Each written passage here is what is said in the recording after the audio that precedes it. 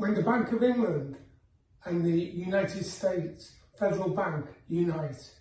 Hi, my name's Joe O'Connor, founder and CEO of the Transport Company, and I help veterans, veteran business owners and those who support veterans build bigger, better and bolder versions of themselves. And I do this in three key areas: health, wealth and mindset.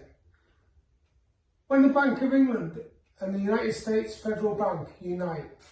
So what do I mean by this? Well, on Wednesday, just gone, the 4th of May, the Federal Bank rose the bank rate from 0.5% to 1%.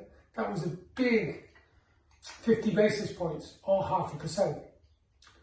The next day, yesterday, on the 5th of May, the Bank of England raised their rate from 0.75% to 0.1%, 25 basis points or 0.25%. So now the two federal banks, or our central banks, are actually on par with each other at 1%. Now, you may or may not remember that 25 years ago, the Bank of England was given independence from the government, and they were tasked with keeping inflation at or around 2%, and that was during Gordon Brown's reign as Chancellor. Moving on from that, along the way we had a few small recessions. In 2007-8 we had a massive recession, you may remember, and what happened was there was some difficulty with forward guidance from the Bank of England on things such as quantitative easing, where they pump money into the economy, and other things on maybe not getting the interest rate changes just right. And you know, it's really difficult to get it right when you're talking about running such an efficient and effective economy like the United Kingdom.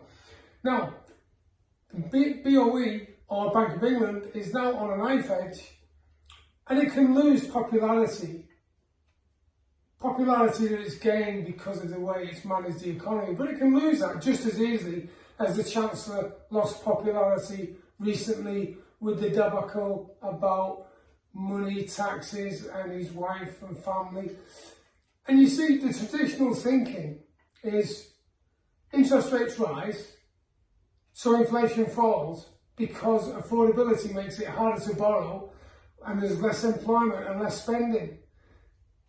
Now, the fact is that with Brexit, a lot of our workers who were saturating, if you like, or creating more people who are unemployed, so there was a bit of competition.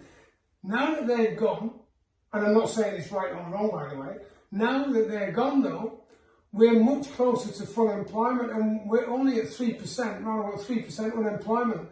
Whereas before we've been ranging between 5, 6 and maybe a little bit more than 6%. And when I say the percentage, I mean of the UK working population. Now, that brings with it its own difficulties. And what can happen when you combine inflation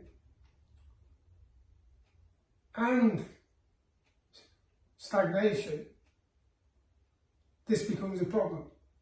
Because where inflation goes up and then interest rates also go up to combat that, then what can happen is the economy can come to an almighty bang very quickly. So the interest rate, my view, in summary, is interest rates should be held at the current rate for some time to let it settle in, because we've got massive energy prices that have come in to cause inflation. We've had fuel prices to cause inflation. That's not been particularly caused by wage increases or people wanting to spend more. That's because of something that's going on in Ukraine, where the conflict with Russia is really causing a massive problem, because you've got one of the major producers of energy, oil, gas, and one of the major producers of supplies such as wheat, grain and batteries, components for batteries and wire, they've both been taken out of the equation for supplying the Western world, in fact the global world, which is causing a problem. So that's why prices have increased rather than demand. So my view is that we should be extremely cautious. And my view also is, and I've been listening to the pundits and what they say, and the experts, and so-called experts with their opinions. And what I've seen in the past is things sometimes have gone up too quickly, which causes problems for the population. You know, everyday people just like me and you. So caution should be exercised. Interest rates held to see what's happening. I think that the pundits again are saying inflation will go up to 10%. And a client phoned me and said, Joe, interest rates are going up to 10%. I said, who told you that? He said, a friend of mine. I said, no, I think what he meant was that the Bank of England base rate has increased to